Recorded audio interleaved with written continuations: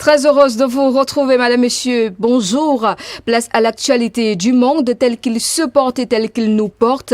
Matteo Salvini, ancien ministre italien de l'Intérieur et sénateur, vient de perdre son immunité parlementaire. Le Sénat le lui a retiré hier, ouvrant la voie à un éventuel procès, mais ce sera à la justice de le décider. Le leader de l'extrême droite est mis en cause pour avoir bloqué un navire avec des migrants à bord au large de la Sicile. Un choix que Matteo Salvini continue d'assumer en tant que ministre, en tant qu'homme, en tant qu'Italien, combattre les trafiquants d'êtres humains, défendre nos frontières et notre sécurité, défendre la fierté et la dignité de mon pays, protéger les Italiens des migrants illégaux n'était pas un droit mais un devoir, a-t-il déclaré.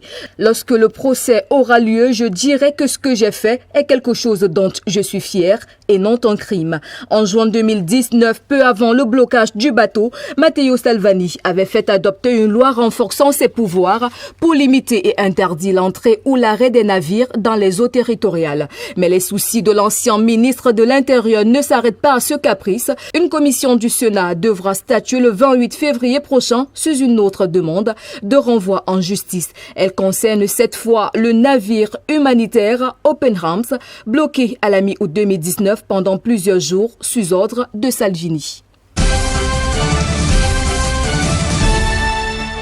La présidente de la Commission européenne Ursula von der Leyen est appelée à témoigner ce jeudi devant la commission d'enquête de Bundestag dans l'affaire des consultants extérieurs employés par son ministère à l'époque où elle était ministre de la Défense. Objectif pour le Parlement, déterminer dans quelle mesure elle était au courant de l'attribution de ces contrats qui ont coûté plus de 200 millions d'euros en 2 ans au ministère et que la Cour des comptes fédérale allemande juge douteux. Les interrogations portent sur le flou entourant les conditions d'attribution de ces contrats en matière d'appel d'offres et sur la réelle nécessité de recouvrir à ces sociétés externes au regard du coût. En 2018, Ursula von der Leyen avait reconnu des erreurs. Autre sujet qui suscite des interrogations, pourquoi tous les messages qui étaient contenus dans son téléphone portable de service ont-ils été supprimés alors que la commission d'enquête avait demandé à y accéder? S'agit-il d'une armée de consultants hors de tout contrôle, comme l'a titré le quotidien allemand Der Tagesspiegel, ou encore d'un réseau de copinage où le dénonce un député vert. La commission d'enquête devrait se prononcer avant l'été prochain, mais l'affaire jette quelque peu le trouble sur le parcours éclair d'Ursula von der Leyen, devenue en quelques mois seulement l'une des femmes les plus puissantes de l'Europe.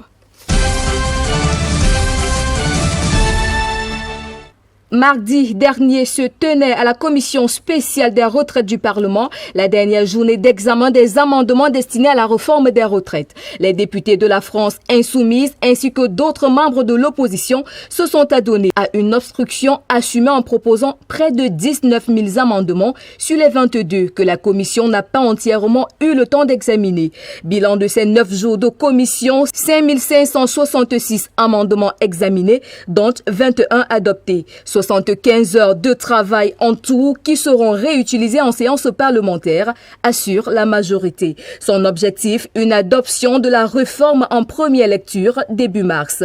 Mais le blocage pourrait se poursuivre dans l'hémicycle avec les insoumis qui dorment déjà en feu d'artifice d'amendements et de quoi mettre en colère le gouvernement. Le gouvernement exclut pour l'heure un record à l'article 49/3 de la Constitution qui permet d'abréger les débats et d'adopter le texte sans voix. Un article difficilement utilisable pour un projet de loi de cette ampleur selon certains députés de la majorité. En Chine, le bilan des décès et des contaminations au coronavirus est en forte hausse après que les autorités chinoises ont adopté une nouvelle méthode de détection des cas. Les autorités rapportent 242 nouveaux décès et près de 1500 contaminations. Ces chiffres sont loin les plus lourds enregistrés en 24 heures depuis que la crise a débuté en décembre. La plupart des décès sont intervenus dans la province de Hubei. Wuhan, épicentre de l'épidémie, continue d'être être coupé du monde depuis près de 3 semaines. Un cordon sanitaire empêche les entrées et les sorties. Ailleurs, en Chine, plusieurs villes imposent ou conseillent à leurs habitants de rester chez eux. De nombreux vols ont été supprimés à l'aéroport de Wuhan ou longuement au niveau international. Des dizaines de compagnies aériennes ont réduit ou suspendu totalement les vols en direction ou en provenance de la Chine continentale. Par ailleurs, 44 cas positifs au nouveau coronavirus ont été détectés à bord du paquebot de croisière Diamond Princess. Cela porte 218 le nombre d'occupants du navire ayant été infectés. Le paquebot a été en quarantaine depuis le 3 février dernier. Les personnes testées positives à bord ont été évacuées et hospitalisées. Un autre navire de croisière américain interdit d'accoster dans 5 ports asiatiques par crainte du nouveau coronavirus est finalement arrivé ce jeudi au Cambodge. Ces passagers avaient été embarqués au début du mois à Hong Kong où près de 50 cas avaient été rapportés. À Paris, l'Académie de César accusée de soutenir un violeur en cavale, ce sont les mots utilisés par les auteurs d'une lettre ouverte contre Roman Polanski. Un message adressé aux professionnels qui voteront au César 2020 pour leur demander de ne pas voter le réalisateur récemment visé par une nouvelle accusation de viol. Aux États-Unis, Roman Polanski est recherché depuis 40 ans pour pédophilie. Il est reconnu avoir eu un rapport sexuel illégal avec une adolescente de 13 ans alors qu'il en avait 43. Mais avec son film J'accuse sur l'affaire Rufus, il reste plébiscité par une grande partie du public français. Dans le monde du cinéma, peu de voix s'élèvent contre Roman Polanski. Ces 12 nominations ont toutefois fait réagir la secrétaire d'État à l'égalité, Marlène Schiappa, pour qui le 7e art n'a pas terminé sa prise de conscience.